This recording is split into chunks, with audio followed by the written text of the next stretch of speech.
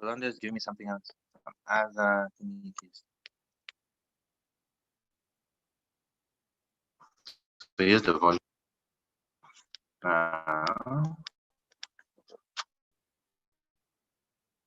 Volume And then go to the thing. So let's mute. We unmute it.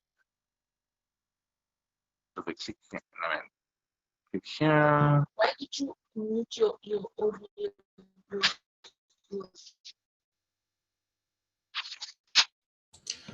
Okay, cool. So I've spoken to a couple of the guys. Two of the other guys are just going to join as we go along. They anticipated about 10 to 11 of us, but African time is still a manly thing, I guess, as you can see. So just to but yeah, thanks again, guys, for joining the discussion. This is obviously season 2. I know a lot of people wanted me to start the podcast again. I wanted to take a long break, but for the sake of time and sake of making sure everyone can participate, we'll take it as it comes. But just for protocol, I think for the sake of understanding who's in the podcast and who's part of this discussion, I just need everyone to introduce themselves again. Obviously, as we go along, more people will join us as we go along. But can you switch on your microphone so we can just make sure everything is working before we start? Just random guys. Good. The host. Switch on your microphones, then we can start from there.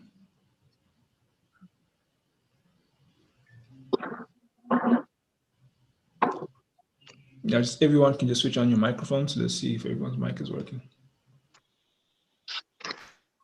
Tabojo, is your microphone working? Yep, all is good on my side, Peter. Cool. So let's just give everyone an introduction. I'm sure everyone knows who I am. My name is Peter. Obviously, you're used to the podcast, so I don't have to say anything else. Let me just hold up. There's some feedback. So let's just give everyone an introduction. I'm sure everyone knows who I am. That sound is irritating. Yeah, I think maybe it would be best if Peter, you chair the discussion, and if we have to do an intro, maybe since you have the controls on your side, you can just unmute the person who has to do the intro, then mute them again, and then we can go according to that list. Yeah. Okay, cool. So let's start with introductions. Obviously, I know there's some feedback that's coming back from some people's microphones. So let's start with Tafadzwa. Just introduce yourself, your name, where you're based, and what you do. All right. Hi, everybody. My name is Taf. Short for Tafadzwa means that we are pleased. I'm based in Randburg here, and I am a product analyst in the insurance industry.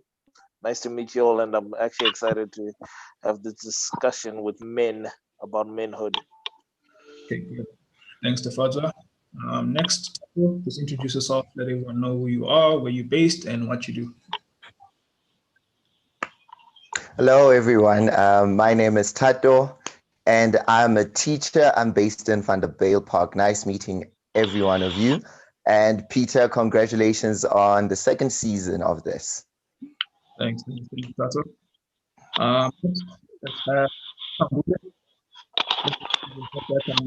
Introduce yourself and let everyone know who you are.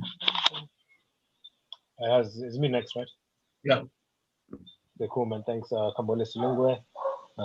Zambian born, as mentioned that, based in Centurion, profession through construction management. Yeah, nice to see you guys again. Next, Tebogo, just introduce yourself, let everyone know who you are, and then we can at least get to the Brian, and then we can start the conversation. All right. Hi, everyone. My name is Tebo Tulo. I'm based in Sandton. I'm actually new in the reinsurance market.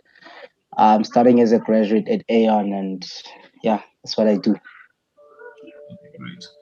Then lastly, we have Brian. Please introduce yourself and let everyone know who you are. How's it, guys? So my name is Brian Manda. Currently based in Cape Town, Malawian by birth. I'm working at TFG as a web developer. Okay, great. I think we've Hello, can you covered guys hear me? Yes, we can. Oh, okay, cool. I have a bit of delay on my side, so I wasn't sure, but yeah. Okay, cool. So I think we can start the discussion. Obviously, I just want to cover some ground rules. So first of all, as we're going on with the podcast and discussion, just mute your microphone so at least you can make sure that while someone is speaking, there's no background noise or interruptions. Although I will allow people to switch on their mics where they feel they need to interject, to raise a question or to either raise a point. But that's obviously up to you whether you want to do that or not. So just keep your microphones off unless obviously I'm asking the question to you or you want to participate. Another point is obviously just make sure that we are respectful. Obviously everyone is from a different background, so let's not be able to dismiss other people's views. And again, lastly, it's a casual discussion, so let's just make sure this is a fun discussion. Don't take it too serious, but also it's important for us to also take this opportunity to learn from each other. So whichever point is raised, please be listening with open ears and understand people have different perspectives. But just to get the ball rolling with the topic, I think everyone has seen what is the overarching point of the discussion today. We are centering the topic around manhood. And there tends to be a confusion when it comes to when we talk about masculinity, when they talk about manhood, we talk about being a man. People say, what is a real man? What is toxic masculinity? All these different terms that we use to describe manhood, which can be kind of injuring on a lot of us. So today we're going to be tackling some of these aspects. Last season we had the topic about GBV, but I think there's much more to being a man than the aspects where they are negatively affecting society in context as men, and the things that us as individually as men we experience that we need to talk about amongst ourselves. So this is also more so of like a safe space for us to talk about these topics. But please feel free to interject. Please feel free to express yourself freely. This is a safe space, so don't hold back on your views. But I think where we can start off the discussion, and you've heard what I've had to say about the topic today. So I think we can start the discussion around the aspects of us being men and starting the discussion about the issue around how we are raised. And the topic is then leading to this question about being a boy and how we are raised. So then my question then informing this topic this week, I was thinking about, how we are raised as men. And obviously that starts off as being the boy child. And I want to understand what exactly has been our experience being a boy child in the context of us being Black men raised in Africa. And what does that mean for us? Being young men, but also coming to a point where we were boys before. I'll also speak on the aspect of fatherhood and obviously our parents and the experiences we've had as children. But maybe we can start off by understanding what exactly has been our experiences as being young Black boys in Africa. And maybe I can start the conversation with Kambule K. Just switch on your mic and then just give us your interpretation of the question. Can you just repeat that again? Sorry about that. The question, what the question is precisely. Thanks. So basically, what is your experience as a young Black boy? We're not now that you're a man, but what was your experience prior to being a man? You were a boy, obviously, at that point.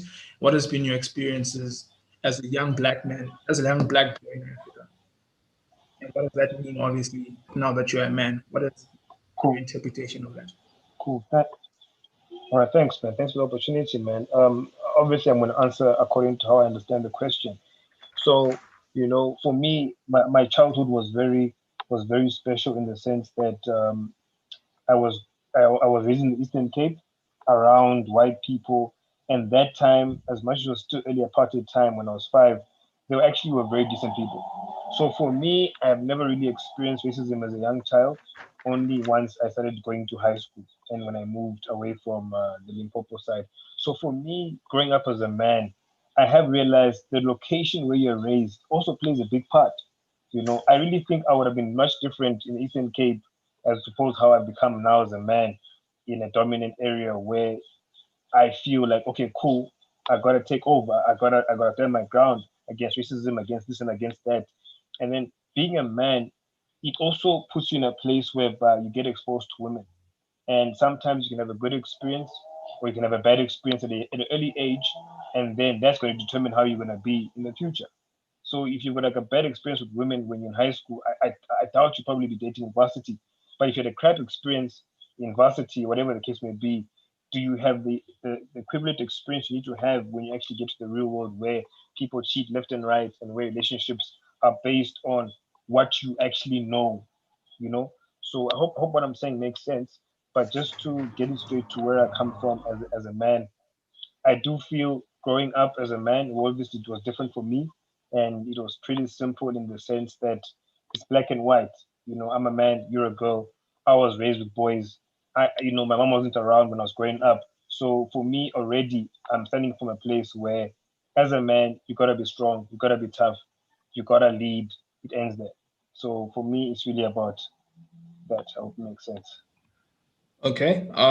At least you've answered it from your perspective. I also wanna maybe as we speak on other topics, but in the nature of this question, now I'll probably ask this to Tebogo. You've heard what Kay has to say in terms of how he's experienced being a boy context. He was raised in the Eastern Cape. But now, in your experiences, has your upbringing, to the same question that you've heard, has there been any difference in terms of how boys are raised versus how girls are raised within the context of us in our families or in our communities? Tebogo, the floor is yours. Yeah, for me, I guess, man, there is a difference in terms of how girls are raised when it comes to boys. Because in my case, I grew up in a family of it was me, my two brothers, and my sister, and then we had obviously two parents. And I lost my father, but the way we were raised as the guys, it's very different from the way my sister was raised. So I could not hear the question when you started, so I only got in the middle while I forgot who was talking now because my audio was a bit shady. Can you please just repeat the question for me so that I can Yeah, no explain worries. better? Yeah. Question in the context of you growing up as a young black boy. You've obviously spoken about the difference between being raised as a black girl versus being raised as a black boy. But in issue to the initial question, what has been your experiences furthermore being a black boy in your community and also within your family? I don't know if you understand the question a little bit better. Uh, no, please repeat it again, Peter, because I could not get the exact question. Just one more last time, please. Okay, so basically I'm asking what, in terms of being a black boy, outside of the context of how women or young girls are raised, what has been your overarching experience and how do you interpret that experience leading up to you being a boy right now? Does that make sense? All right, yeah, that makes sense. Okay, my experience is that okay, we've been taught as boys that we have to be protective, we have to be strong, we have to listen to our parents, we have to respect women. So in my experience, I would say the way I was brought up, it's been quite fairly well because I turned out to be quite a very respectful person. It was never any there was never any discrimination or any belittling of in each gender basically. So as a guy, I'd say my experience was fairly well because I learned to respect a lot of different people from my community and the school. I bet also, as you know me from the rest times while I was still young, I did not have any like bad judgment in terms of whether you're female, whether you're not, whether you're gay or anything. So I'd say that was a very good upbringing because it taught me to live with very different people and it taught me to blend well in the community and in terms of work as well. Because in my workspace, I've met a lot of different people that I would say I learned to respect immediately because I did not look at them based on their gender or the color of their skin or anything like that. I only looked at them as a human being, someone that I should be respecting, someone I should be looking out for because I was raised to be someone who's also caring for other people. Okay. Yeah. So let me also maybe get other guys to also chip in because we have a lot of questions I want to ask because there's a lot of aspects that relate to us being as men. Let me start with Tato. Now you've obviously heard what Kay and what Tebogo have to say.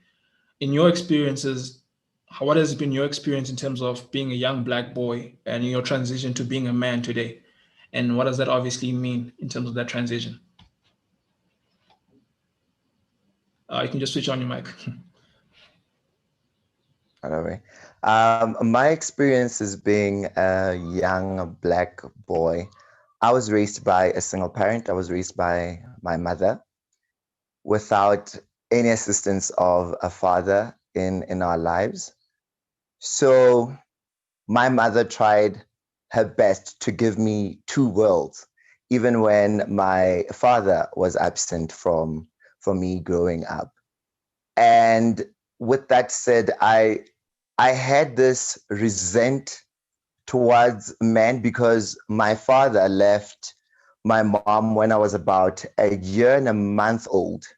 Um, well, this is from what I got from my mother when I asked her what was the fallout between her and my mother. And she just said, Tato, your father just left. We never fought. We never had any argument.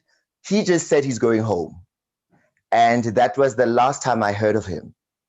And he came back into my life when I was 10 years old, I think. And you can imagine throughout the years, Peter, I would see families together. I would see a family unit having a mother and a father. And here I was, different from the rest. Parents meeting, I'm with my mom.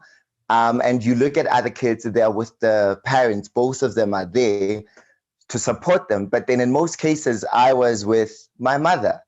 And that really affected me, how I look at men. I started to look at men as people who would just uproot and leave, you know.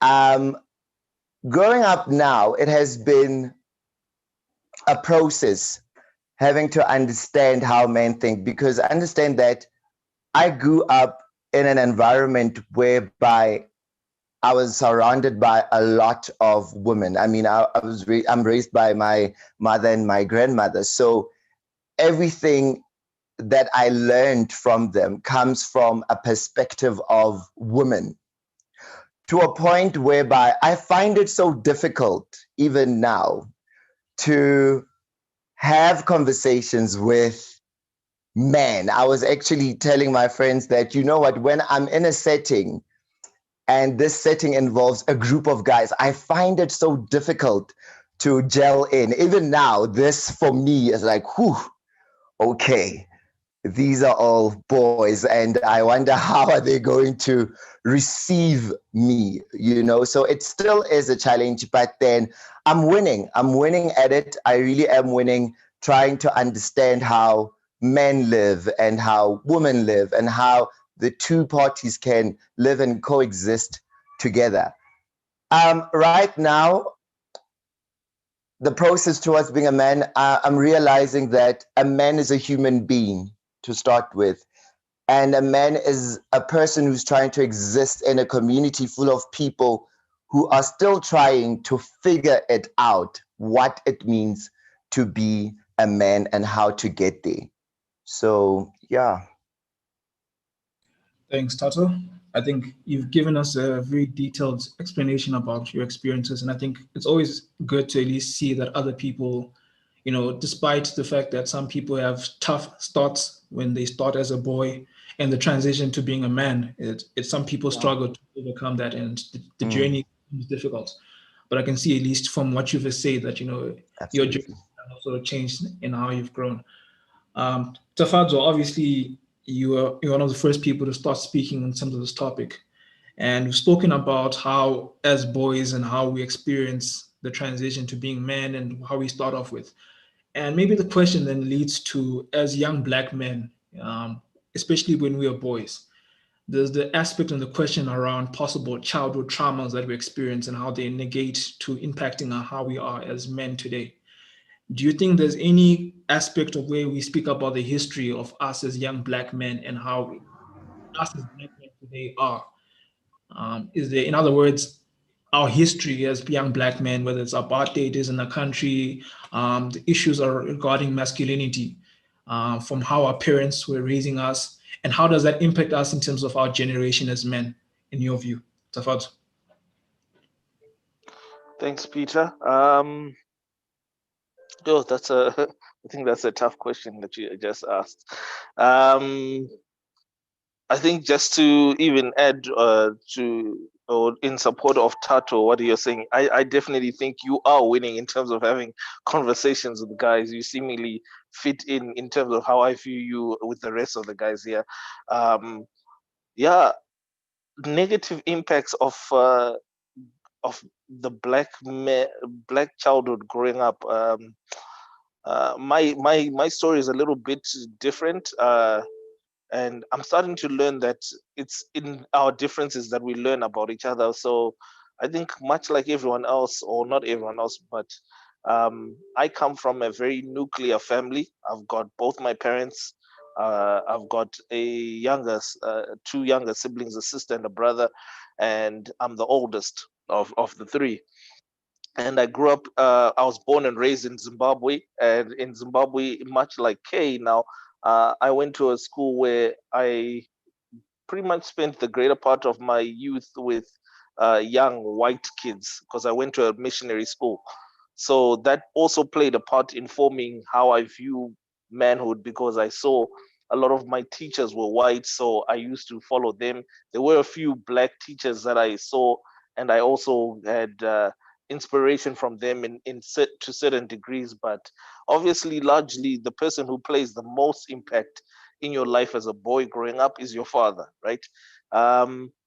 So yeah, my father definitely is a gruff man. He's probably a true African man in all sense of the word, in terms of um, he's the kind of guy who comes back home, uh, expects to have his meal. He's truly, you can feel his presence when he's in the house. He's the dad, and to say my relationship with him is a very awkward one, where it's I feel like uh, I think due to his he didn't know his father, so I think due to him not knowing his father, and interesting enough, we had a conversation about it recently, and he said it plays a large part into how you grow up as a person. So he didn't know his father, and he only met his father when he was about 20 years old. And a lot of my interaction with my father has been me forgiving him for like a bunch of things. Like he would promise to do certain things, he wouldn't come through, or I just felt neglected or pushed to the side.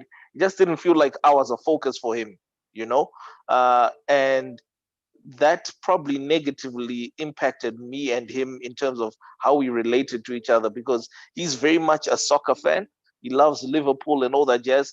But I, in deliberate um, rebellion against him, decided not to like soccer.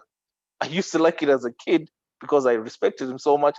But then as I grew into my teenage years, I decided, no, I don't want to be like you. So I'm not going to like soccer. I hate soccer. And I pretty much molded my personality to be the antithesis of who he is.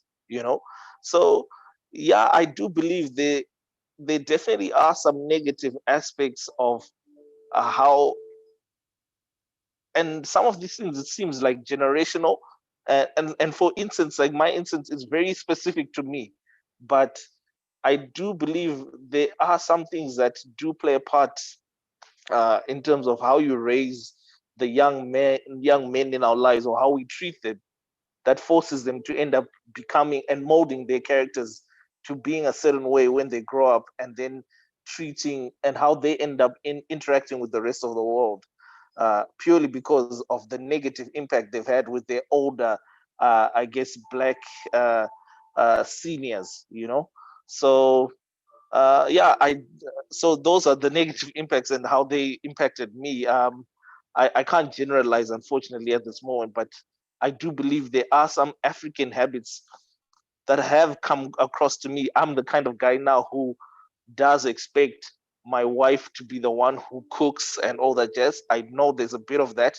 There's an African context in seeing I like the power and authority that the African man has in a household, and I want that to some degree. But at the same time, I do have a bit of a modern outlook, and maybe a bit of a Western outlook, which says I can help out in the kitchen as well. I think it's part and parcel of my reformed personality. I'm not holistically an African male in the sense I will not get up and or do anything when I'm at home. I will try to assist where I can, and to the best of my ability as well. So yeah, these things shape and mold you in different ways. But yeah, that's my 2 cents with regards to that. Thanks, Professor. I think you've said a mouthful in terms of, and I think this is the beautiful aspect of having people from different backgrounds to speak about their experiences as men and growing up as a boy. As you said about your relationship with your father, and I think each of us have our own context, our relationships with our fathers or with men in our lives. And I want to ask, maybe because I see you also have Brian, and I know he struggled with his connection earlier. The Tafadza spoken about, the relationship between a boy and his father, but I also want to speak about and maybe ask the question about what is your understanding, what has been your experience with them outside of your family, the relationship of men in your community and how that impacts you in terms of growing up as a man. Brian, what is your experience in terms of, or your interpretation of men around you when you were a boy, and how that has impacted you in terms of how you turn out as a man today? Hi guys. So my experience in terms of that, just to add on a bit to what Safaza said, right? In terms of me and my dad, we also had like a bit of like an awkward kind of relationship. We still kind of have that awkwardness, right? So I'd say my mom was predominantly more of the one who was teaching me some of the stuff what I had to do as a man in terms of like respecting women, obviously helping out in the kitchen and so on from an early age. My dad was more like the stern one. So obviously if I did something and basically got out of hand, he was the one who stepped in and obviously disciplined me in regards to that and said, cool, no, I'm not supposed to do this. This is what you have to do as a man and so on. As I got older, more different. So we obviously had our talks in terms of like marriage-wise and all those stuff in terms of responsibilities. Now, just to add into what Peter was saying in terms of the men around me, what I've noticed is this. So me and my dad, our interactions, like if let's say I went to varsity and then came back home and I wanted to like maybe give him a hug or something, it wasn't a hug, it was more of a handshake rather than a hug. That wasn't like really the type of, can I say, form of affection we showed to each other. But based on like my interactions with other guys, like my bosses and so on, if I meet up with them in town, they'll like give me a type of hug or some type of a handshake, what was actually different to what I used to get from my dad's side. So obviously that was like, let's say, a different view basically in terms of how men react, but different men. So I kind of like generalized it in terms of, okay, maybe this is how us as black men, we do stuff. And this is how like white men usually do stuff. Because obviously you see white men, they're usually kissing their sons and all that. But in terms of my experience, it wasn't that type of case. It was that thing of like, okay, dude, so you're going to varsity now, good luck. Or, oh, okay, so yeah, I'm taking you out to the airport or to the plane, to the airport or taking to the bus station. So just give me like a handshake, no hugs or anything like that. Just mainly, cool, have a safe trip, here's a handshake. But you still know that deep down, this is my dad, he still loves me. It's just that it doesn't show that type of affection in the same way. So that's the two types of views what I saw in terms of black fathers versus other white fathers or Indian fathers. Thanks, Brian. I think as you said, context of just beyond just your father and the community you grew up in and the relationship between either the race or the men of other communities and how that has impacted you and your experiences. And I think I can also relate to that in context of how you see white men being affectionate or other men in general, where you see other fathers being affectionate with their children or, pastors or so forth being very close with other young boys and mentoring them. And then you look at probably your own family or your own men in your family and the struggles that you may also experience in that context. So I think each of us have our own individual experiences.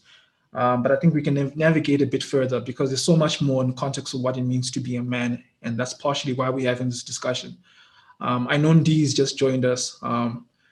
Obviously, he's joined us a bit late, but just give us introduction of who you are so at least everyone understands who you are, your background. Just give us your name, where you're based, and what you do. And then from there, I can ask you the question, and we can lead to the second part of this topic. So indeed, the floor is yours. Just give us introduction so at least everyone knows that you're part of this discussion as well. Greetings, kings, brothers. As I'm sure the name pops up, it's Ndibiela. I'm from KZN, born and raised, but based in Joburg professionally now. So I'm intrigued. I like these spaces. I always find myself being in them insofar as just men gathering and having honest and uncensored conversations. It's an underrated thing, crucially important, but grossly underrated. So I'm glad that it's happening. I'm glad to see uh, brothers willing to go into that space and have that conversation. So yeah, thank you for the presence. Thank you for the invite. No problem at all. I think since you've obviously given us an introduction, everyone at least knows more about you. Maybe I can lead with you into the next aspect of this conversation. You heard where we started the conversation. We started talking about how, as young boys, and how we raised and our experiences as young boys transitioning into men. But now I think where I can navigate this conversation is in the aspect of now that we are no longer boys, we are now men. There's a lot of topics that have been raised and questions around masculinity, and there's the question about toxic masculinity. And I know you have your own platform where you talk about some of these topics, but I want to understand from your context, and maybe for the other guys to also understand what's your view on the term of toxic masculinity and what does that mean, especially from an African context as young black men. What does that phrase or term mean to you, and if there's any validity to that term in your view? It's tricky because I'm sensitive when we use the term as an African man because it's such a loaded phrase. Stereotypically, the connotation associated with being an African man is not necessarily healthy. As an African man, you have to be some sort of machine, some sort of robot or extraterrestrial strong individual that is not affectionate and sensitive and open and emotionally stable and all of these things, which I think is an unfortunate and a huge disservice and offense to us and our forefathers. Because if one dares to actually research the history of Africa and where we actually began, men were very spiritual. Men were very present. They honored women. They saw women. We lived in cohesion with the earth and the planet. So there was a beautiful and a delicate balance that we understood, even in insofar as our code of honor and integrity. We knew how to love, we knew how to respect, we knew how to appreciate. So as our history progressed, colonization, slavery, apartheid, and so on and so forth, then we got disrupted. But not to derail too much, what you're saying about toxic masculinity, it's a thing, and it's a thing. I'm personally of the belief that it's something that we inherited based on external influences and involvement into our communities, our tribes, into our cultures, our way of life. It's I think we all like kind of surface level understand what toxic masculinity is, in so far as it goes with actions. But I think it's a dangerous thing now because, as I think Tafazo was saying, I was listening as you were talking about your father and him being an African man, and you now finding that delicate space between being a modern man and an African man, where you want your partner to assume certain roles and you want certain privileges and benefits. It's interesting that you mentioned that because we've been talking regularly about how we are the first batch of new men, if you will. There are a lot of things that our fathers never gave us, they never taught us, some because they didn't know any better, some because they didn't have the language of how to pass these things on. So a lot of things that we're doing, we're learning through trial and error. We saw our dads do certain things and we're doing them and we're realizing now, like, oh, wait, no, it's toxic. Okay, so I gotta ditch that. But what do I replace it with? Okay, this is how I treat a woman. Okay, no, this doesn't work. Let me try this. So a lot of things we're kind of figuring out on our own. So I always say it's important for us to give ourselves that grace and that understanding that we didn't learn a lot from our fathers. We did learn a lot, but there's also a lot that we didn't learn. Those of us that had fathers, because again, some of us grew up without fathers. So that's even a heavier load because now you're assuming that this is what a man does. You've never even seen a distorted image of what that figure does. So I think it's a crucial thing.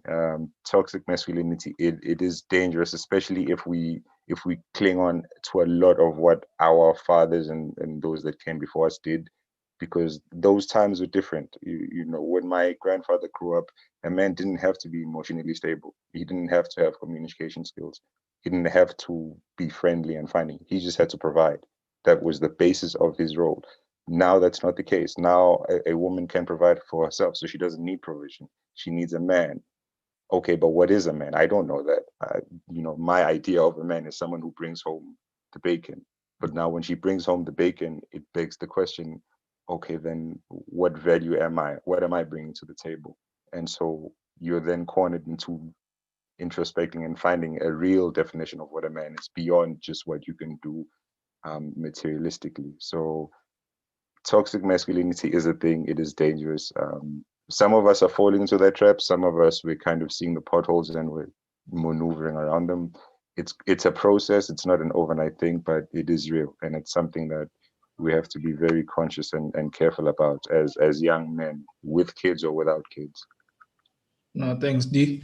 I think that's a very good point in terms of, it is a very, in the transition between the men of the prior and men of today and the modern man today.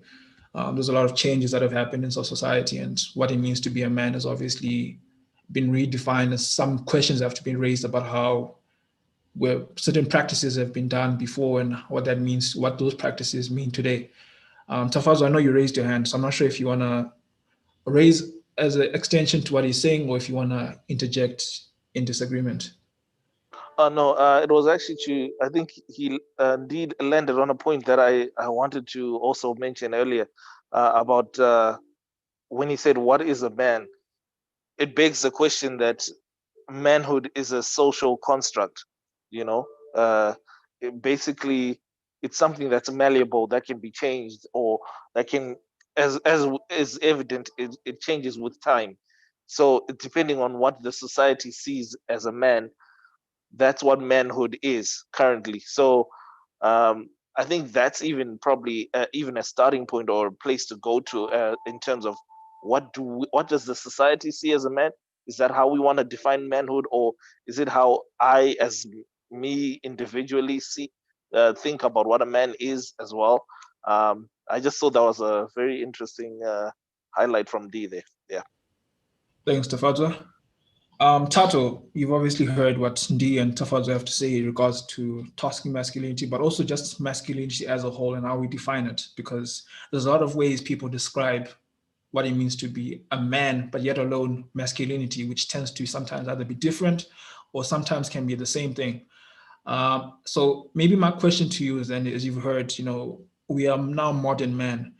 And the question then raises around vulnerability and the aspects of us being providers and our role as men in society. But let me start maybe with a question around vulnerability. And do you think men are not vulnerable or emotionally open in compared to women, or that's just a stereotype in your view that's set on men? I'll just switch on your mic, Todd. I keep on forgetting about this. You are strategic, Peter, asking about vulnerability, knowing that I've been doing a careful study on what vulnerability means, especially in our society as Black men, and what vulnerability is for man. It's quite a difficult topic because men are taught to not say anything about their feelings and emotions. We are considered to be strong. We are considered to always be this shield, even when inside we are suffering. And I've grown to know this truth that vulnerability is not weakness. Actually, it is strength. Us talking right now about where we come from, this shows courage, this shows strength. Having such platforms where we are vulnerable as men really shows how strong and courageous we are. And talking about I forgot your question now. Men as providers. Before this conversation, I did like a whole mind map of what a man is. And I think right there, I have a sub detail of man seen as a provider. And in most cases, people define being a provider as a man being able to provide money, you know, and it's not that. It's about men providing love, loyalty, respect. For me, that's what being a provider means. It goes beyond monetary value. Provision isn't just a paycheck. Sometimes it's a life check, you know, providing all the things a family needs, not just a steady income. Because what's the use of providing without love? It's just meaningless.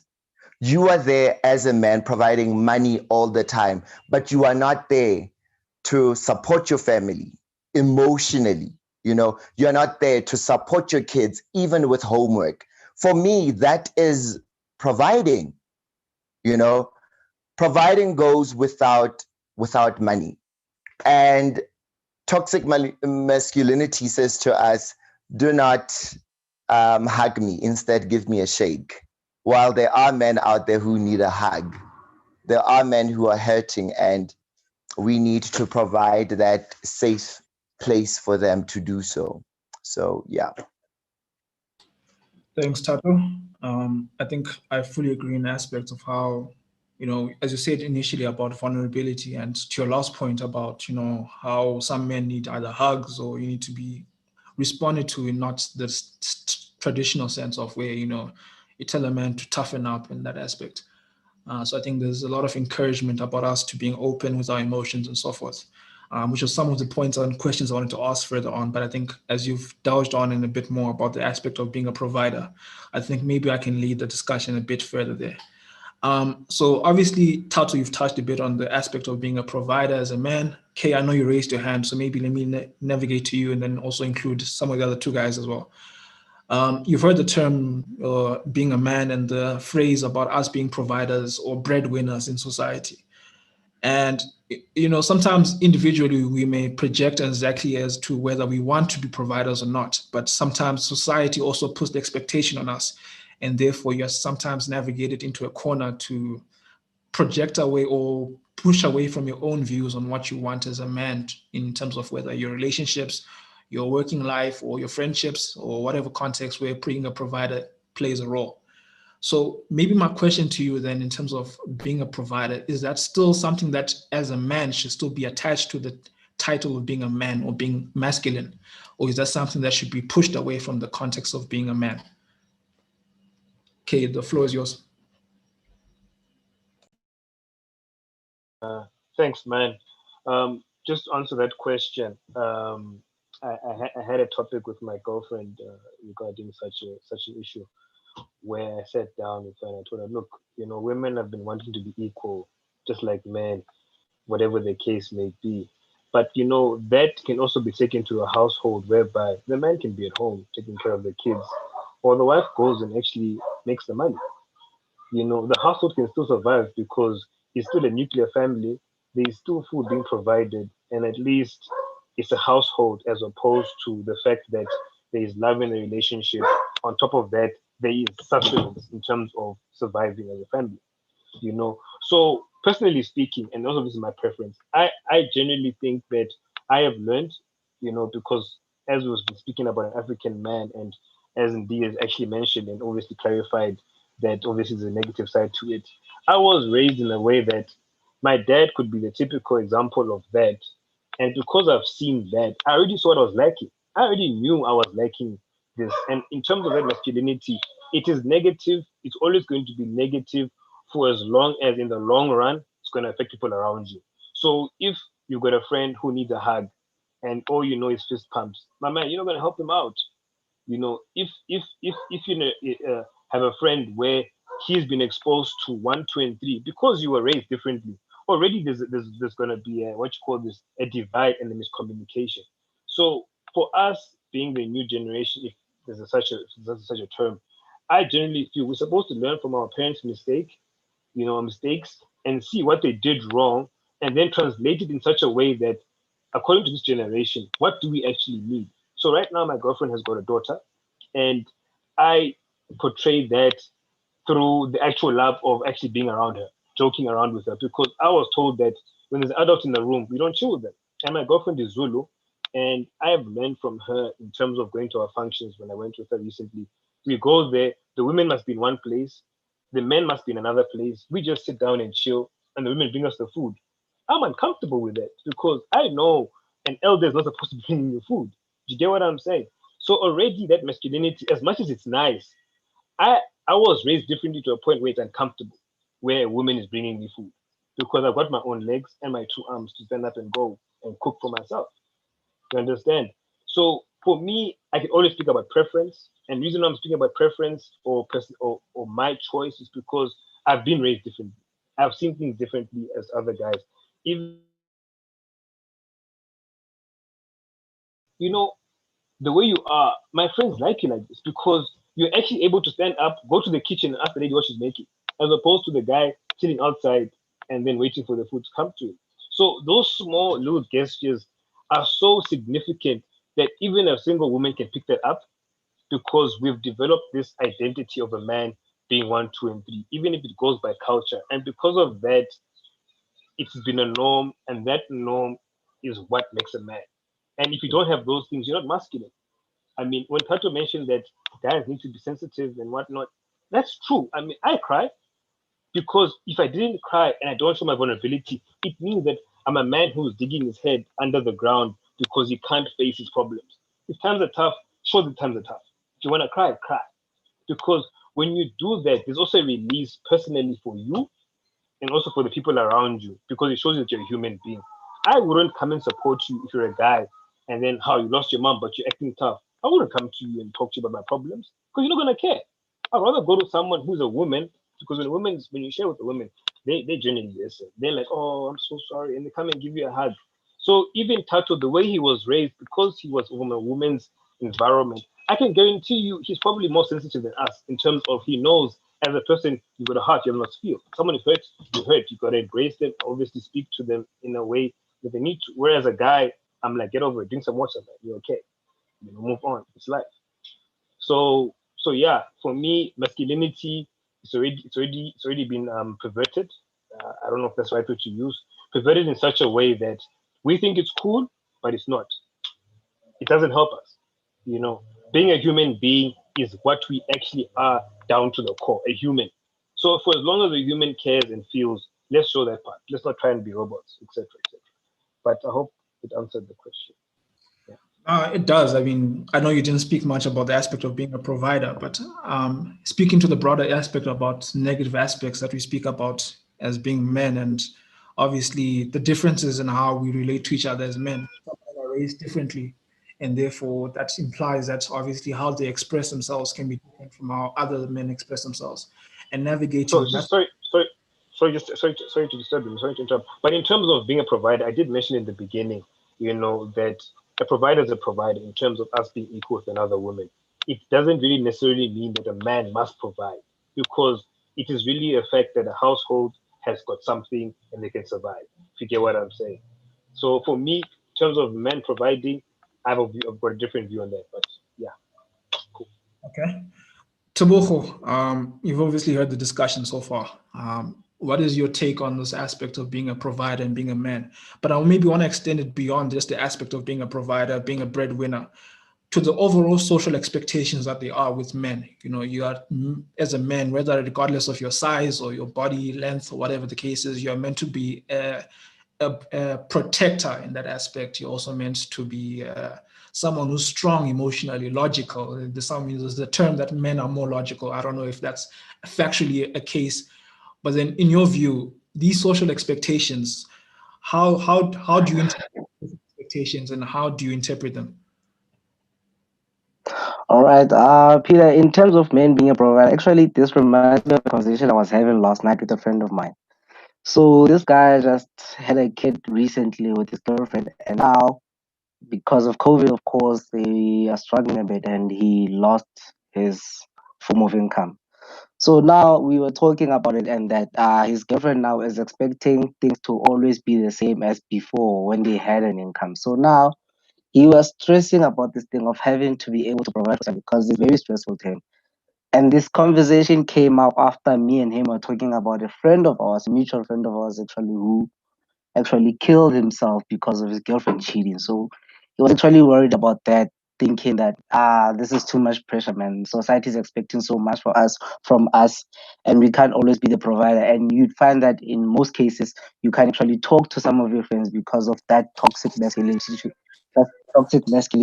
masculinity to say, as a man, you're supposed to bottle up everything. You can't talk to some of your friends. You have to be strong. You have to man up.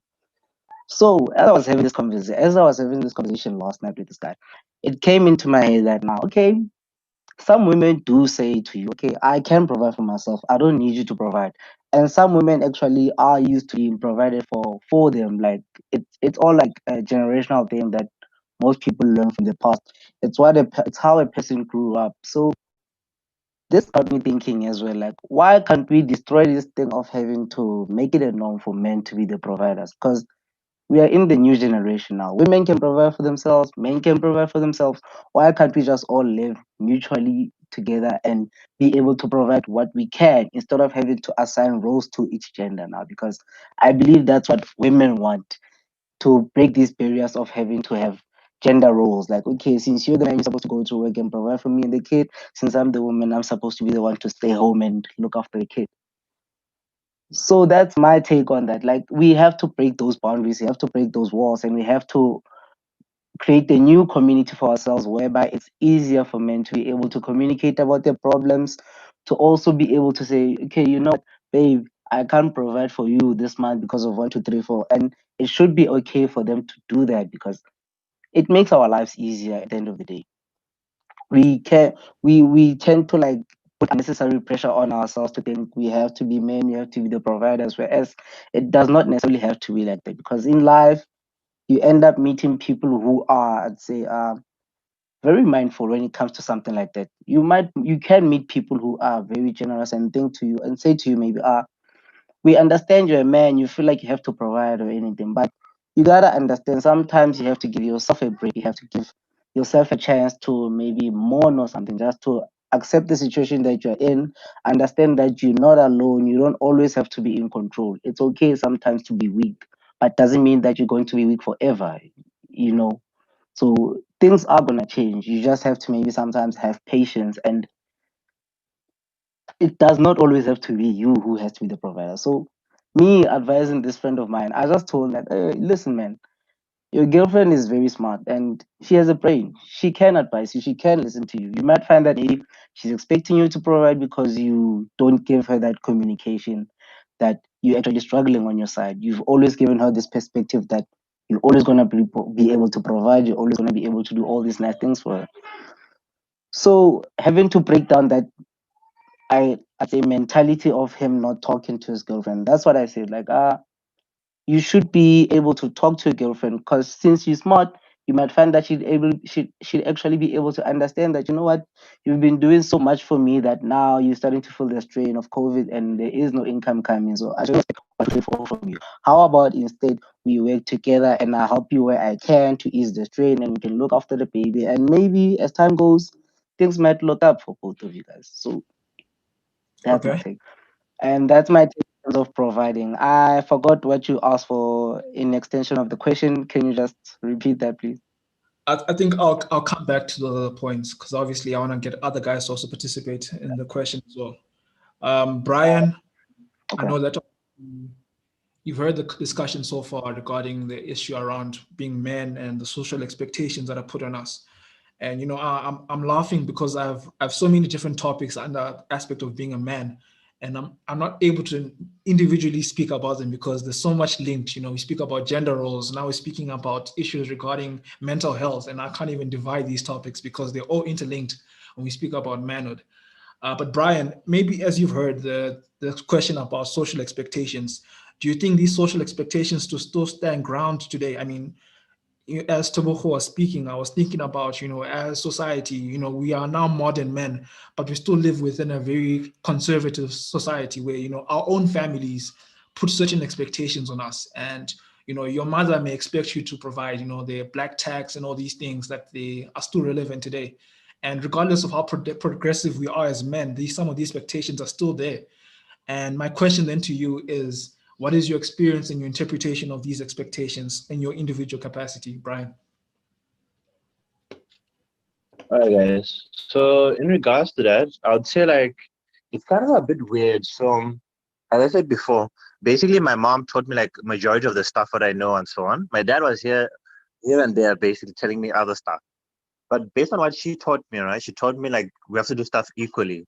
Yes, we talk about being equal as such, but obviously we also have to take into account that let's say your wife or fiance, for instance, right, has maybe a salary of 15,000 and you have a salary of like 20 something thousand.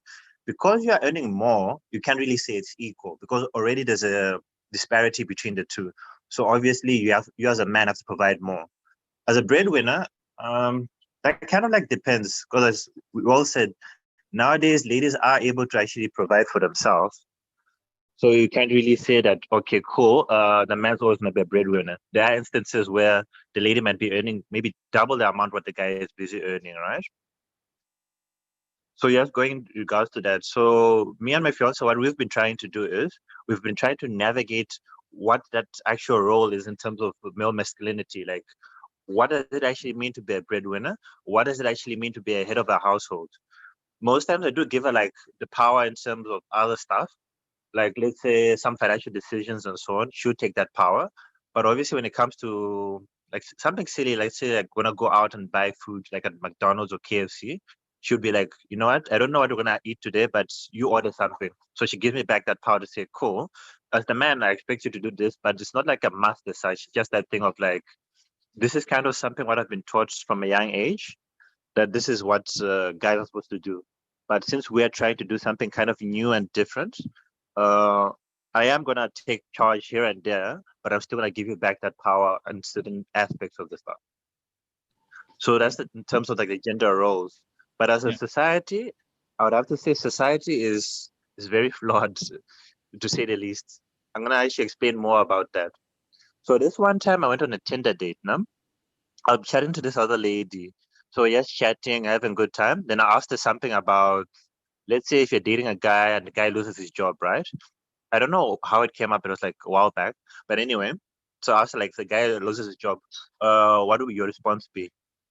Immediately, without thinking about it twice, she just said, like, I'll leave the guy. I don't have time to provide for the guy and provide for myself. The guy has to provide for me. I was literally shocked. I was like, dude, we live in an age where literally someone can lose their job anytime. Look at COVID. A lot of people lost their jobs unexpectedly. It wasn't something they planned or something what they were at fault at. It was just something what happened. But now if you're going to find a partner who's actually not open-minded to go, okay, you know what, no? You are the breadwinner, but something bad has happened. So I'm going to try and help you out to get back on your feet and then get back to your position, right? Basically what happens is we have a flawed society in regards to that. So now we have to try and like fix it in a way or try and change people's mentality regarding that. Otherwise, there's going to be a lot of people having some very messed up point of views in terms of what exactly a breadwinner or a man's role is in life. Yeah. Okay. Thanks, Brian. I think, as you said, and I keep on emphasizing the aspect that, we speak about our own progressiveness, but I always wonder about whether society is going to also modify and adapt to these changes as we are becoming new men, because the expectation should also probably change as well. But I think as we have these kind of conversations and we extend these conversations to bigger platforms and with more people, I think a society can change in that aspect. I see Bethwell has just joined us in terms of the discussion. I know he joined a bit late, so apologies on his part. But maybe let me get him to chip in. Bethwell, just give us introduction of who you are, where you're based, and what you do. And then from there, I can ask you the question. So Bethwell, the floor is yours. Thanks, Peter. Betwell, I'm from the Val. I'm a social worker. I'm working for a Department of Social Development in Gauteng. Perfect. I'm an activist and man on that. Perfect. Now, I think you've heard some of the guys speaking prior to me interjecting there. And the topic was centered around the social expectations that are set on men.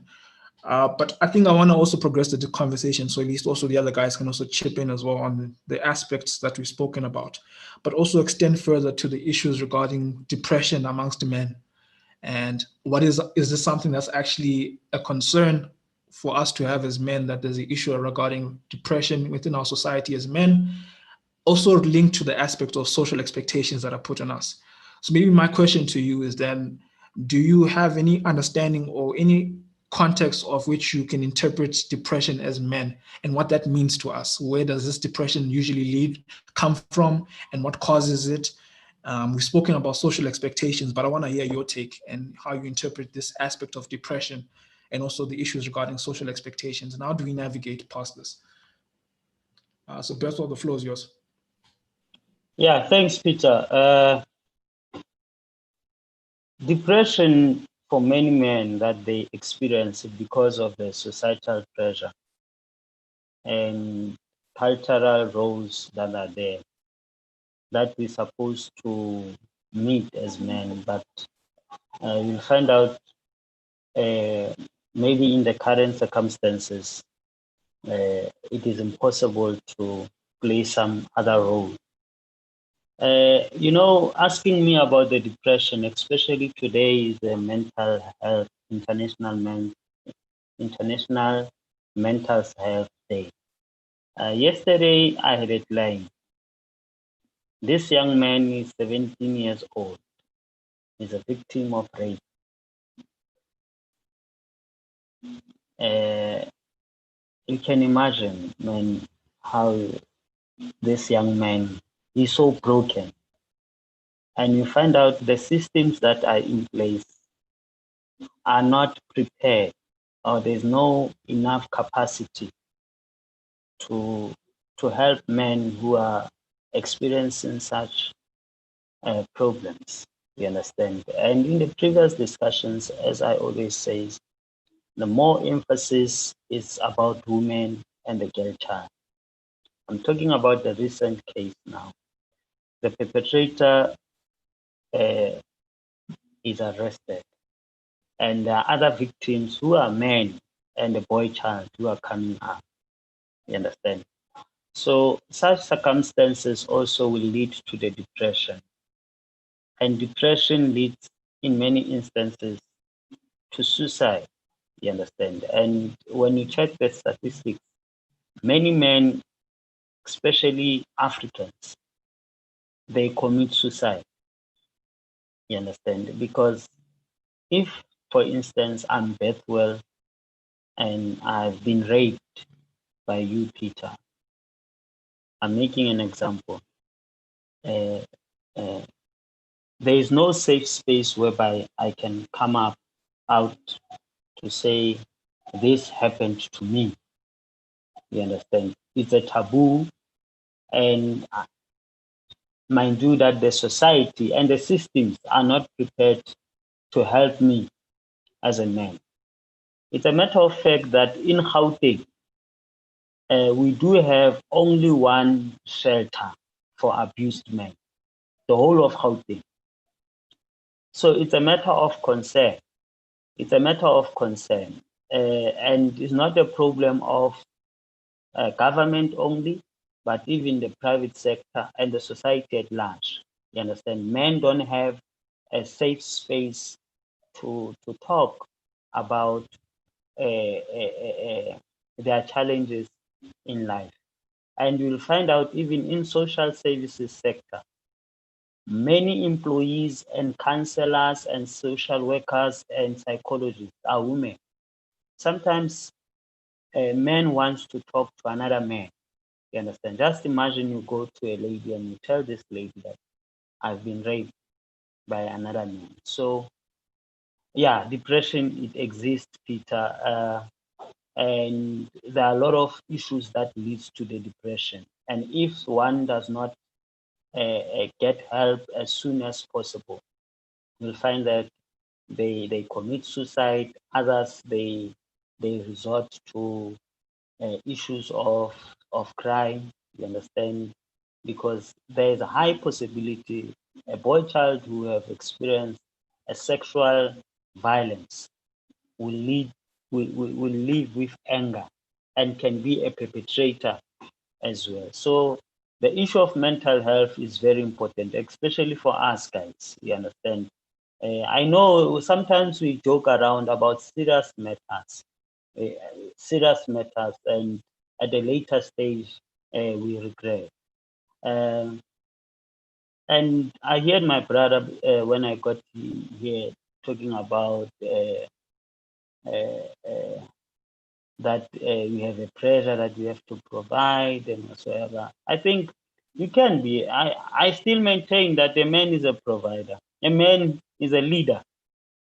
You understand, and that does not mean you disregard the existence of women. The issue is the issue of communication. You understand? Today I can't provide because I'm out of budget, baby.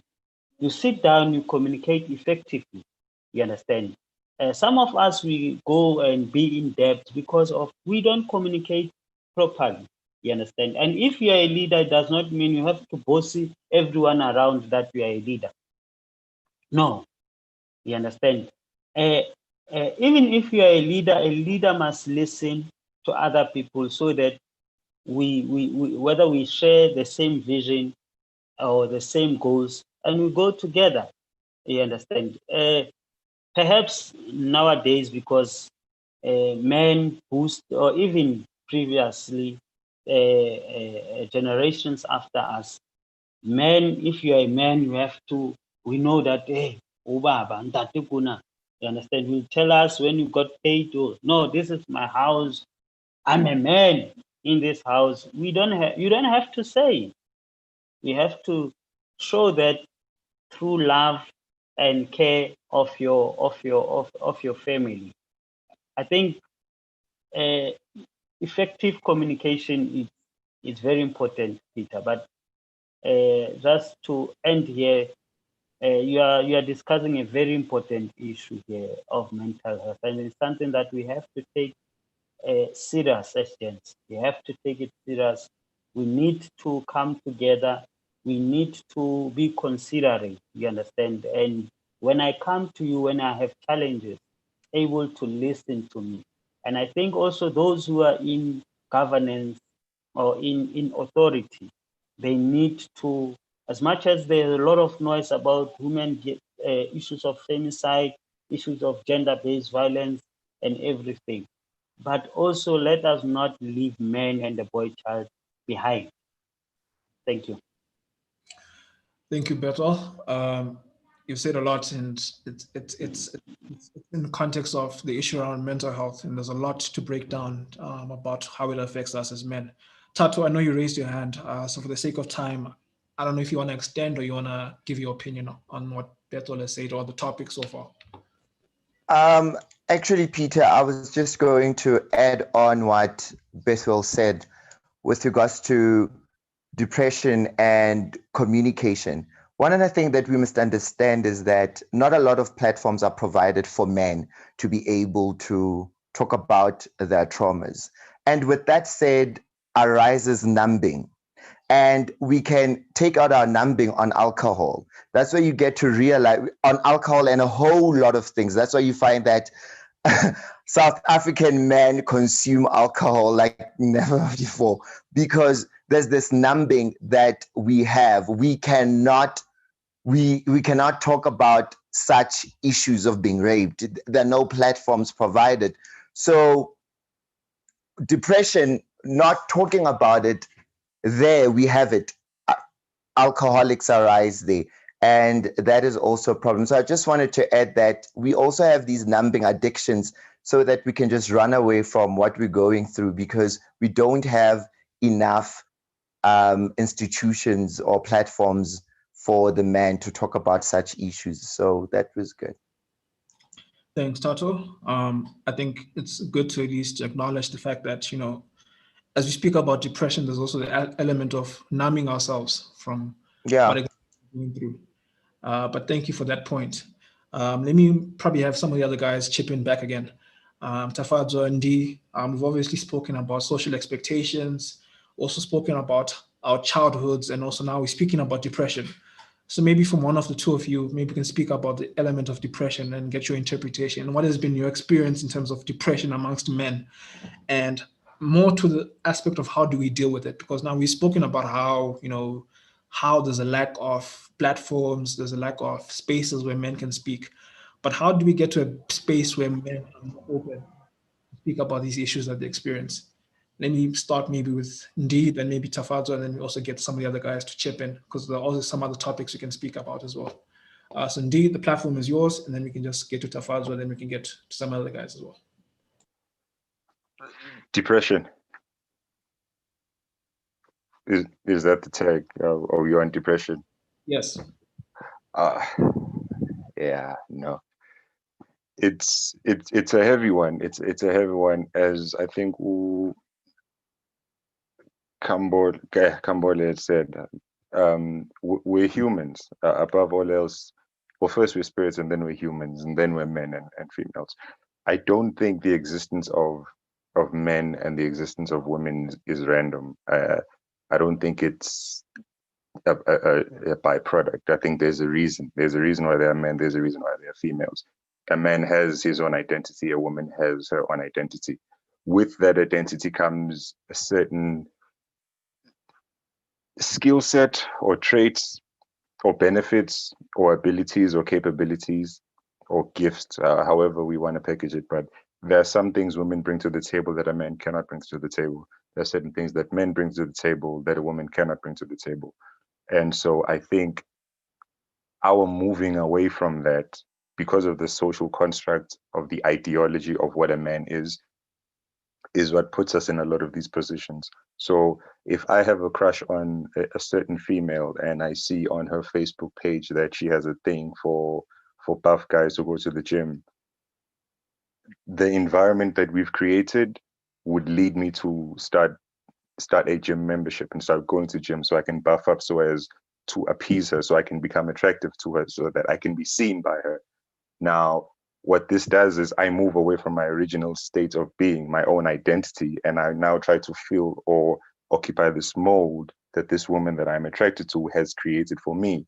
And so my identity is now trimmed in order to fit into that idea that she has in her head based on a movie that she saw, on a song that she heard, on a dream that she had, or whatever the instance may be. And so on a large scale, this is what has been happening. This is what is happening. We put ourselves in positions and in situations where we try to become appealing, we try to become attractive, we try to be providers. We want to be the men that other guys look up to. We want to be the men that women are attracted to. And so we move away from who we actually are and we start occupying who we think we should be or we have to be. And when you exist in that space, because you're existing outside of your own identity, of course, it's going to be overwhelming. There are going to be instances where the burden is too heavy and you can't cope and you don't feel comfortable in this environment because this environment doesn't know you. It's never been exposed to you. It's been exposed to the idea of the man that you portrayed. So I think the first point, like in anything else and in everything else, is it begins with self. We need to stand up and assume who we are, not who we think we want to be, not who we want to be seen as, but who we are. And in the presence of feminine energy, there's also masculine energy. Everything exists in balance. This is a cooperation. With masculine energy comes the gift of teaching, of leading, of protecting, of providing. We're not talking physical and financial. When you say you're a provider, as we were talking before, the last thing it's about is money. The least important thing is about it's money. When you say you provide a space, you provide safety, you provide an environment for your nucleus, for your family, for your tribe to thrive. If you provide environment means your wife is the one that goes out to work, then cool. But you have to create that environment. You have to protect your people against all sorts of, whether it's energies, whether it's threats, whether it's anything that stands up against their health or their existence or their prosperity. You protect against that. And you provide in so many ways, least of all is the money. So I'm saying that to say, with regards to depression specifically, it's because we're not in control of our own identity. We've allowed society to define what men are, and then we've been trying to catch up to that identity. So I think it begins with men introspecting and understanding who you are and you become the standard as opposed to you chasing a certain standard. Determine the kind of man that you are and live that. What rejects that will reject that. What is drawn to that will be drawn to that. But what that does is you create an environment where everyone and everything around you celebrates you, not merely tolerates you. So when you exist outside of who you are or what you are, you're going to be depressed. You're going to dislike yourself. You're going to consume alcohol excessively. You're going to be abusive because you're suffocating. No one sees you. No one appreciates you. No one knows your burdens. No one understands the weight that's on your shoulders. How could they? They were never introduced to it because we've been creating this facade and we've been playing the game for so long. So I think truth to self. Men need to have a stronger voice in defining who they are, whether it's favorable or not. But who you are is who you are, and if we exist in that space, if we honor that in the highest truth, because again I'm a firm believer, if we do that, it's coinciding with nature, with the laws of the universe. We exist in that way. We attract the light, we attract truth, and by that I'm not saying oppress women and you are the man that never does anything around the house, she does all the cooking and cleaning. No, there's absolutely nothing wrong with a man cooking and cleaning and taking care of his children. They're your children. This is your family. There's nothing degrading about doing dishes or mopping the floor. Nothing at all. So again, because the ideas that society has created has led us to believe that it's degrading and demeaning for a man to do these things. It's the most ridiculous idea you can ever put to me, that taking care of my own kids is demeaning, emasculating. Cooking for my wife, whom I love, is emasculating. It's insane. But again, because the mold is there and we're trying to fit into the mold, we play along and we suffocate. And so depression comes in, abuse comes in, alcohol, drug abuse comes in. So truth to self, guys. This is why I was saying, Uti, I love seeing spaces like these and brothers and men having these conversations, because it starts there. It starts with us being honest with ourselves and being who we are. Forget what society thinks and expects and wants. Stand your truth, and everything flows seamlessly from that point. Thank you, indeed. I think that's a marvelous point about being true to yourself. And I think we sometimes, as we've spoken about earlier, about the expectations that we put on ourselves because of what society deems as what we need to be as men, rather than our own identities and looking introspectively about what we need to do as men to be better and how our role is. Tafadzwa, you've heard indeed. What do you want to extend on it, or what do you want to say so? Sure. I don't know if there's much else one can extend to what D said. I was literally agreeing to everything you're saying. You're like right down to the T with what you're saying about it starts with that we're spirits in the beginning, at the end of the day. And I think where the confusion comes is at that identity part, where we create false identities instead of living out our true selves. I really co-sign everything Dee was saying with respect to that, and just that whole symbiosis of energies. And that, yeah, some people have, we have these energies that manifest into certain skill sets, goals, or dispositions, and I think we're not, as a human spirit, you have both the male and the female energies, and it's just what you lean towards, or what probably possesses you more, so to speak. That's what you lean into, and that's what you are. And if you can just, yeah, be concentrate on that and stay true to yourself, you're at a better point or vantage point in your life in terms of how you deal with the externals, especially with the way the world is going very global, and how people's people's identities are very fixed to where they come from, what they've seen, what they've experienced in this day and age. So yeah, that's a serious point. What I can add though is personal experiences, things I've seen in terms of depression. Um, First and foremost, I had a friend who was a friend of mine during high school.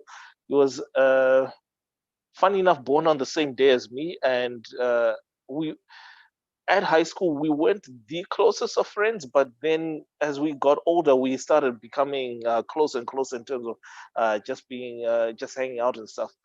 He then moved to Australia and became a rapper and all that jazz. And throughout high school, he was, when you're part of, those groupings in high school, there's the cool kids, there's the nerds, there's the people who like geeky things or whatever.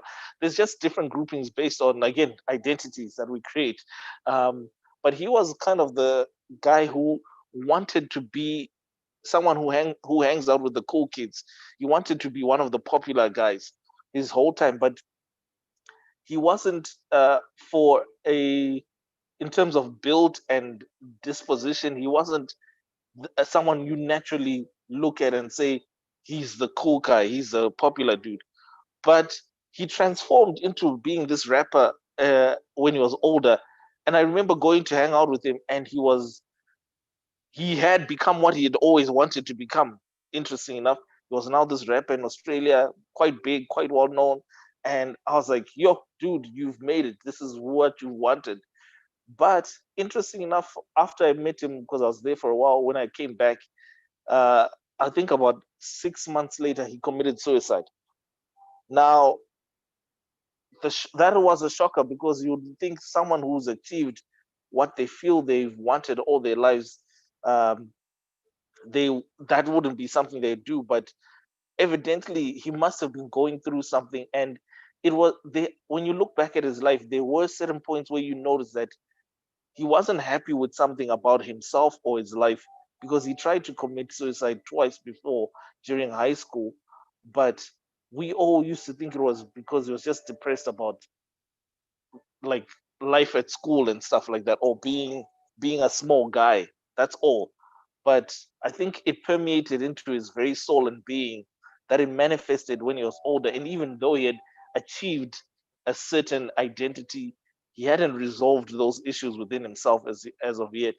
Um, so that's something uh, that I noticed in terms of depression. And I'm part of a group of high school friends who were all friends with that guy as well, where they recently just started talking about, guys, we shouldn't like just keep this stuff in.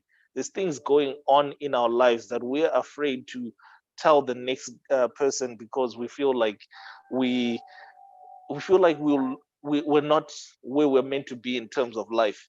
So and these can, again, this is just all that mixed identity uh nonsense in the world of, you have to be a certain way, you have to be a certain someone in the world. And it's a group of guys some of them are still living with their parents. I've got a friend he's married to his wife, and he's still living with his parents. And he was like, it hurts him every day to think that he has to do that. But you take away the context that he had to grow up in a country like Zimbabwe, which went through what it went through and did a major upheaval on all our lives for most of us 30 somethings who grew up in when the turmoil started in Zimbabwe. It threw us out of our true trajectory that we had planned for our lives. And he's now suffering because of that. People, it's strange that people hold on to these things, and then they feel like they can't speak about them, and they feel disheartened to even come out to the world, because they're like, I am weaker, or I look less than, purely because of my circumstance, when you're actually greater than you realize.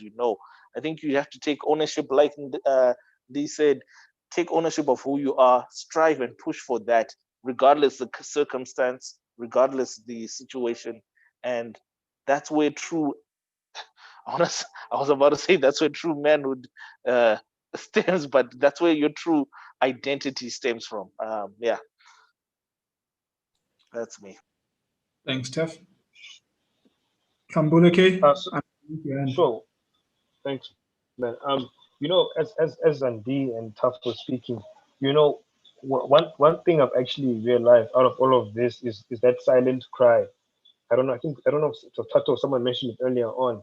And even a woman came to me and told me, and also from Pastor T.D. Jakes, I had seen, a silent cry, and also depression obviously I learned that depression is a very different thing. It's actually a very serious it's a very serious case. It's something that people throw around like it's water. Like, hey, I'm depressed. Like, but you need to understand, depression is very powerful.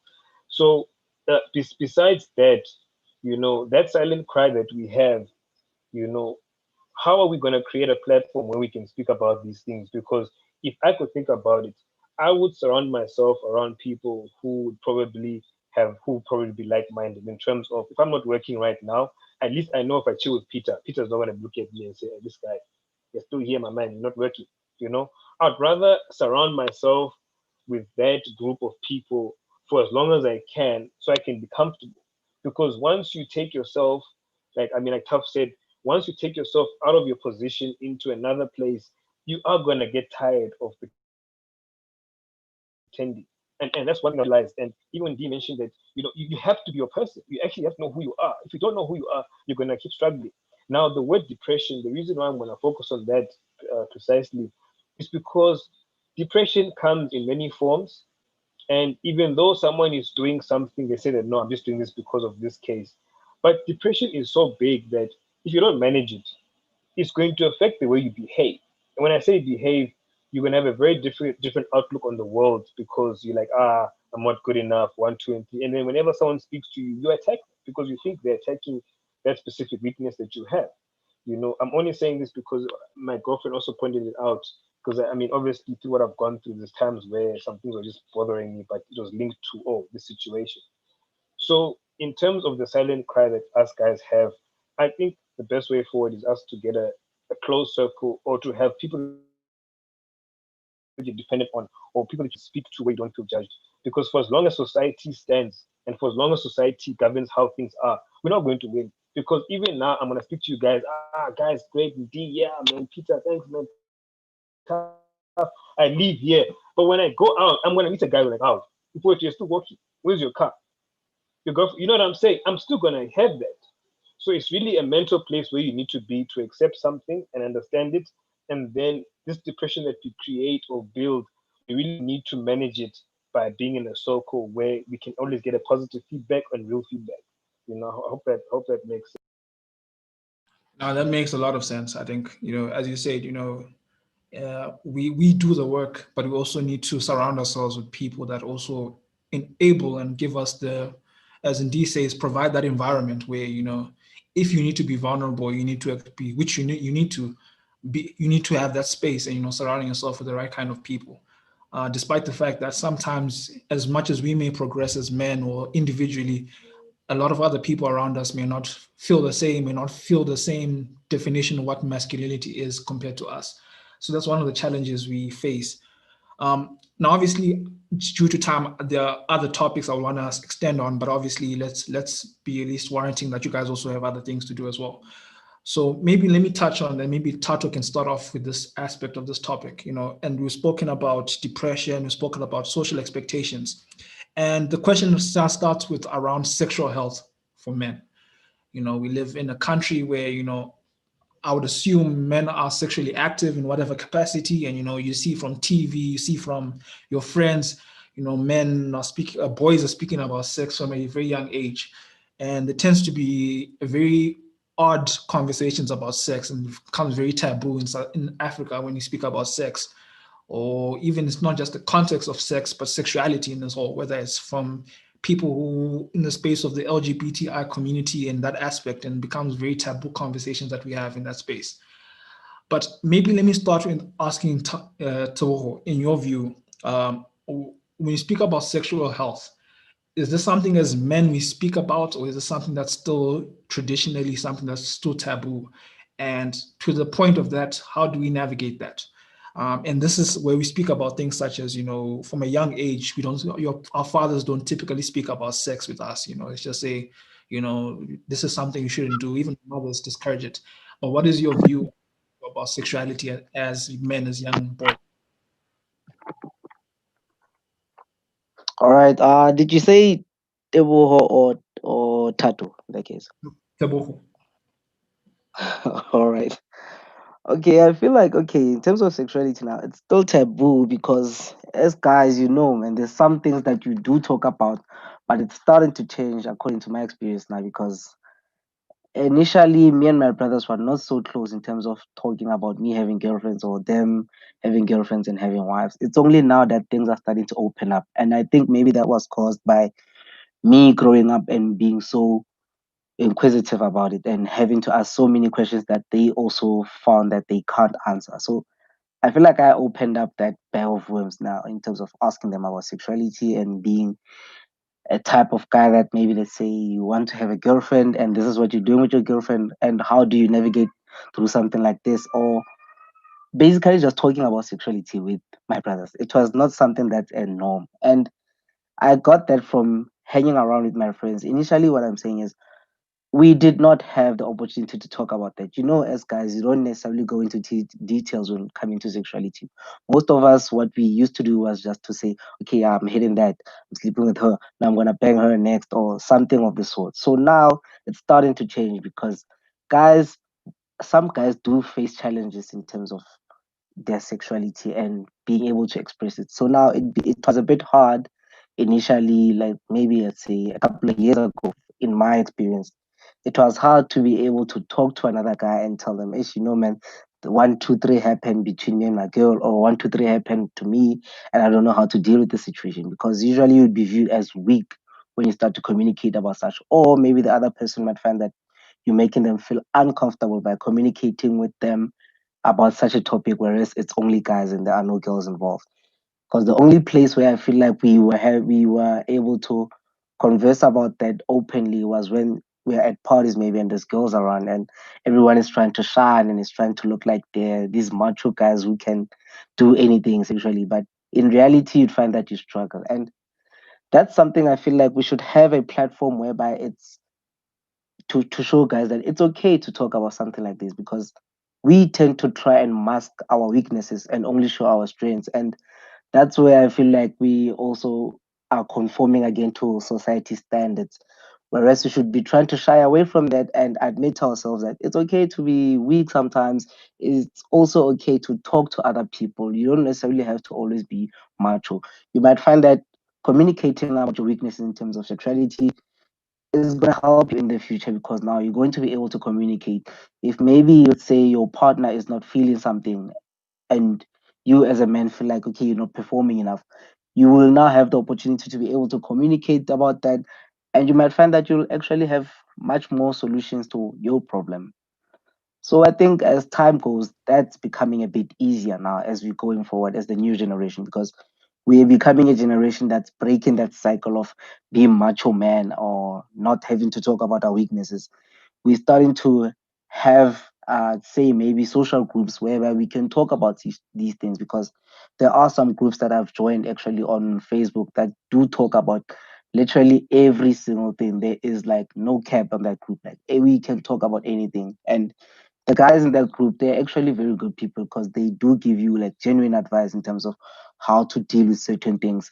If maybe you feel like you offended a gay person just approached you and you felt like no, they were crossing boundaries or something like that, they do have such platforms where you can just talk about it, express your feelings, and then they give you proper solutions in terms of how to handle such a thing. In terms of you now get to understand what boundaries mean, you now understand what consent means, and you get to realize most of the things that you believed in while you were growing up, they were actually wrong, some of them. And the best way to like live your life to the fullest is to understand how another person feels and also be able to communicate with them and better yourself basically in life. Yeah. I don't know if anyone wants to add on that. I would hope people do want to add on that, because you made a very good point. And I was thinking about this topic before I asked the question. And usually when you see us as young boys, and whether you start thinking about sex or sexuality, if let's say I remember when I moved to Johannesburg to start working, and my roommate, he was gay and he had not told his family, and that was something that was he's now like 26 and his family doesn't know his sexuality, and there's this pressure, when are you going to show us your girlfriend, whatever the case was. And just kind of conversations about sexuality, whether it's from the context of our sexual preferences or just sex in its practice, we don't have these kind of conversations, and it becomes very difficult when people get older to open up because you've built up all this shield, or they've built this wall up that you can't talk about this. And that's where it leads to the previous topic about depression that we spoke about earlier. Tafazo, I know you raised your hand, so maybe let me start with you. You can get everyone to chip in, then maybe you can close the topics for today. Tafazo? Okay, cool. So yeah, my thinking is this. I definitely think sexuality is something important that needs to be discussed amongst us as brothers in general. I can already tell you. I think you, Peter, you even know. Sia. Me and Sia like talk generally about everything. We're always like chatting about whatever's going on even in our relationships, regardless of the facts. I think you do need someone that you bounce stuff like this off, because you end up playing too much in your own head. And for people who get paranoid, like I do sometimes, some things can, you can go on a long ride in your own head, much like but those people who always go on Dr. Google, trying to search for whatever's wrong with them and stuff like that. But the reason I also think this is important, I'm thinking more from a young men growing up scenario. I think of my brother, and let alone my brother, my growth experience in terms of how I even learned about sex and everything.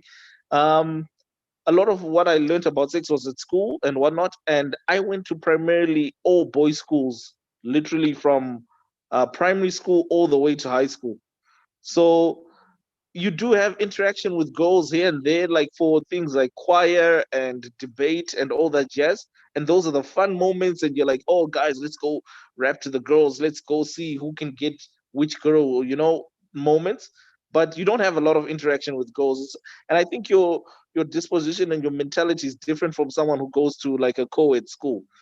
The reason I bring this up as well is because recently there's been a story in Zim actually about a kid who uh, might have, well, I don't even know. So I'm gonna use might have, um, raped a girl, and he's in his last years of high school, and he raped a girl, and the story is that there's a video recording that's just being passed around, uh, basically describing what led to the event and whatnot, right? And the thinking, funny enough, when we're debating it with my friends, was like, yo, everyone just brought up, if I was the father of the daughter, I would be mad. I'll go and beat this kid up and whatever. I would send him to jail, all this jazz. But I had a contra thinking, but like, what if you're the father of the kid who did the act himself? What's your take there? Because as mad as you are with him, you still don't want your child to go to jail, and you still understand that he's at a very formative point in his life, you know. Um, and jail might be a harsh sentence, even though the crime is a bit of a hectic one as well. So I brought about that thinking as well, and then it just led to the thought that I think as men we need to have very healthy, open sexual conversations with younger men, especially young boys, teenagers, and the like, that they have a healthy outlook on what sex is about and what women are about as well. Because I think my debate with this kid was like, we don't know what his background is that led him to do this. Because let's say he doesn't have any male um uh uh what you call it, role models in his life, or if he does, all he's ever seen his male role models do is uh denigrate women all the time, and that's why he thought he could do what he does. And especially in a world like we live in, social media plays a lot of part in terms of a big part in informing young minds about how they interact with sex, especially young boys. You know, the addiction that comes with wanting to watch porn and all that jazz. Those are the kind of things that then warp a young man's mind in terms of how he interacts with the women and how he views sex. So that's something I think, again, I would want to stress the point, as the older guys, we need to now start opening up these lines of communication with the younger guys, because they'll never bring it up. you know. So it's on us to bring it up with them to say, what's your look on this, or are you watching things like porn, all that jazz, because you need to have real conversations with them and understand where their heads are at so that they can have a healthier outlook on this thing. Yeah, that's my 2 cents. Thanks, Tafadzo. Ndi, I know you raised your hand. Kay, you'll come afterwards. Ndi, the platform is yours. Yeah, I'm glad that I'm also skeptical that the sexual health came up today and now, because that is a beast on its own. That needs series of conversations just alone. It's a funky and a heavy one, because as men, and we came up when we were coming of age. Sex was such a major thing. That was your membership card, whether into the circle, into the clique, into your manhood, into your identity. It even post just coming of age, even as grown individuals, I know a lot of fellas that hold a lot of their identities in the number of their sexual partners, their sexual capabilities, and so on and so forth. So I've always found it interesting, Wuti.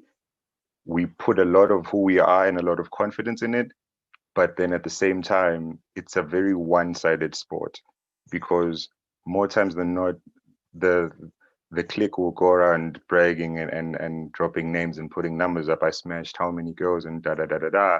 But if you were to go on the other side of the room and ask the women if they actually enjoyed that, the numbers would be very underwhelming.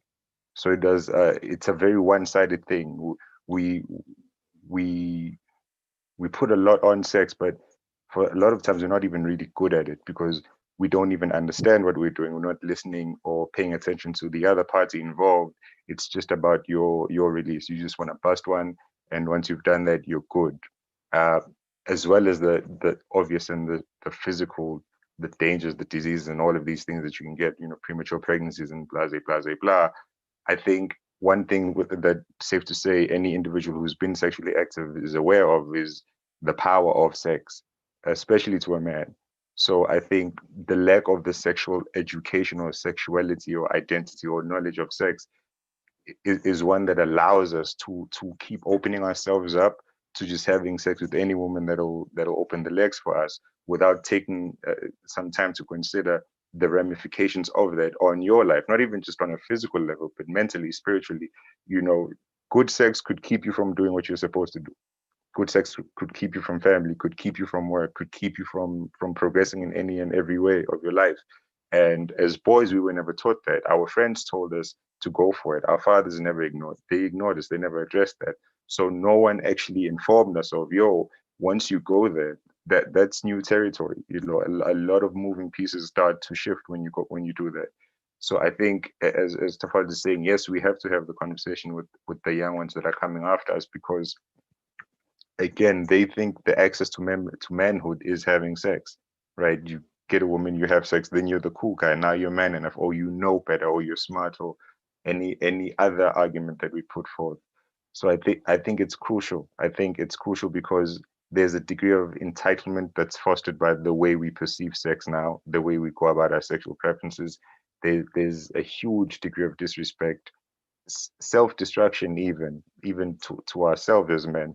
So I was saying it's unfortunate that it came up now, because there's not enough time for us to really speak on it, but it is a crucial one. It is a very, very crucial one, because again, a man's inability to perform in the bedroom, it crushes him in every other aspect of his life. But at the same time, it's not given the due respect, the due effort and time into understanding, one, your own sexual health and orientation, and then the individual that you're engaging in it with. So I think we've been doing ourselves and we've been doing our women a huge disservice as men. This whole notion of I'm just trying to smash, I'm just trying to get mine, you better get yours. It's a funny phrase, but it's not it. And we've been bamboozling each other and gassing each other up as if it is it, but no, it's not. And at some point we have to grow up and the games have to stop. So I'm glad that the topic came up. I hope it comes up again in the future, so that we can put the BS aside and start having a real conversation, because the cycle that we're in now our daughters and our nieces having kids in high school, in varsity. That's not the game plan. Nobody wins in that situation. So I hope it comes up again. I honestly hope, not only in this space but beyond. I hope as a gender we start putting that under the microscope and we start awarding it its due time. Perfect, indeed. Thank you for that. Kay, I know you raised your hand. Just add on or give your view. Okay. Thanks, man.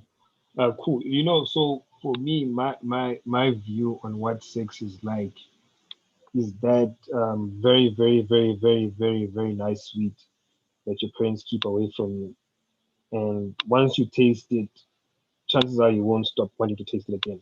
And for me, I was very fortunate enough that I was scared, the heaven out of me in terms of having sex, in high school, because I was scared of AIDS. And it was so strong that even in varsity, I was offered women and women came. I didn't want it because AIDS for me was really a fear that I put in. So now going forward, I asked myself this question: would it be very good of me to put this fear into kids? Tell them, hey man, if you have sex before this, you're gonna do 1, 2, and 3.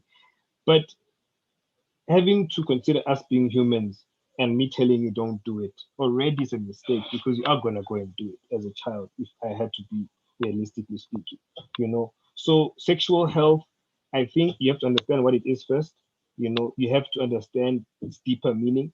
It is so deep that it goes to a point of sexual ties, which is something that not many people want to talk about. They just talk about it on the surface, like, no, sex is, but no, there's a spiritual connection to it that people never really bring up or consider with regards to sexual health. And and then also in terms of communication, in terms of sexual health, I think it's also important that you communicate with your partner or the next person next to you, because no one knows your agenda as a person. I can always go to a club. I know I'm going there to smash. A girl is there going to meet a nice, decent guy. But me, the fact that I've got a different agenda, I'm going to get the girl, something's going to happen, and then she's going to be left in a place where, guys are what. So, personally speaking, when it comes to sex in itself, I personally feel sexual health is important to you individually, not to people around you. Because remember, when you can't perform, you have to communicate that with your partner. That, hey, babe, hey, I can't, at least at the end of the day, you would find that she would assist you, because sex can be taught and learned. She can teach you how to please her, vice versa, if you get what I am saying. So the main thing I want us to hold on to a sexual health independent thing. It's a personal thing, and it goes deeper than just the physical thing.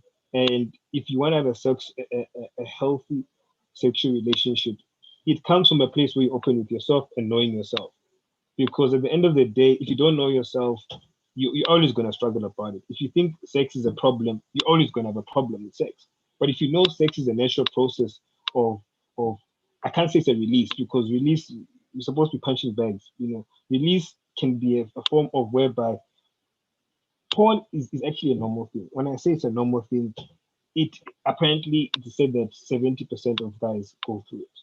When I say that, it's a thing of where, as a human being, you're gonna get urges. It's gonna be there. Accept it. Don't now be like, oh, I'm a bad person. I'm horny now. I can't. No, it's okay. Apparently, you're supposed to get horny 3 times a day if you're healthy. That's just doctors. Whatever they say. So we don't be now worried if you don't. I'm just saying. But yes, but I mean, in terms of how things are, I really do view sex as a personal growth, personal development, because I mean, people thought smashing is cool. I didn't think smashing was cool. I'm doing it now because I mean, I'm old enough and I've been working and I can afford it. The reason why I wasn't doing it when I was younger is because I told myself sex is for people who are not working. I can't be having sex if I don't work. So I told myself those things. But yeah.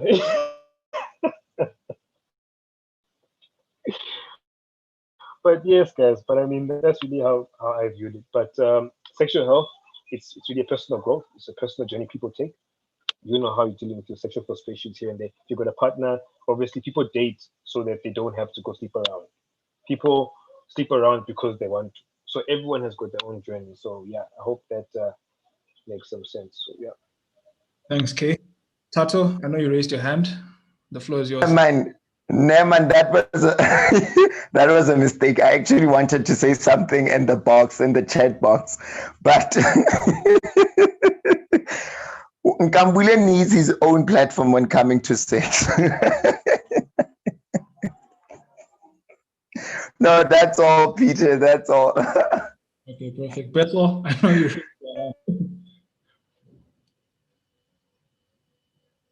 Bethel? Sure, Peter.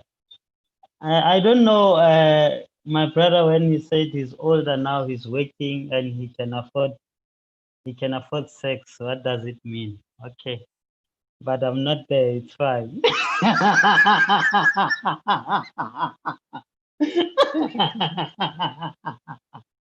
Yeah, no, you can afford it.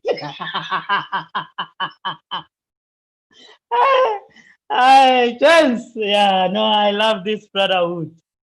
Anyway, my quick opinion on this, Peter, is that we have to understand that we are sexual beings. All of us, gents, we are here talking so brilliantly about sex and other topics and to show your intellectual capacity. It's because two people had some passionate sex in their private space for me and you to be here. So, and also one thing that we have to understand is that by nature we have sexual drives and hormones. You'll understand that those who have studied psychology, babies, they masturbate, toddlers, they masturbate. I give you that research, you'll find it, that at an early age, you started to masturbate. You know, Tato, when you're still a child there, when you experience erection, normally they will clap you, hey, go to the toilet. That's what the parents are talking to us, but not to deal with the real issue. So I agree with you, my brothers, that we need to normalize this thing. There's absolutely nothing wrong if a child, I'm telling you, a toddler have sexual drives. They do masturbate. You understand? It's nature, but we need to guide them at an early age and to show them the dangers of sex. Sex is a wonderful thing. It's very nice, James. Don't know if all of you have experienced it, but it's very nice, you know. But it can lead. We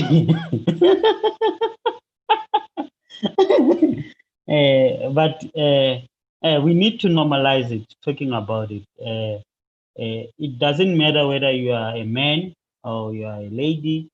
It's wonderful and it's nature. It's like oxygen, it's water. You get thirsty, you get horny. It means there is something, but that you need. You understand? Normally, I have dialogues with young men. This coming Saturday, I will be having a dialogue with about 100 boys. You understand? They're still at school, and when I start talking about sex, they get very excited. And mind you, that children, if you are a parent and you think children they don't know about this thing, they know. Children are inquisitive by nature, and normally I speak with them so frank and blatantly so, and speak their own language. You understand? Moma Kotana, you know, La Kotana, you know about these things, of which, Tato, I know you're a teacher, but it's very important to speak their language, to be at their level, you understand? And that's when they start to open up, you understand? And that's when you'll realize that they know about these things. So it's very important to normalize it and to also touch on the dangers of that. Yes, it's natural.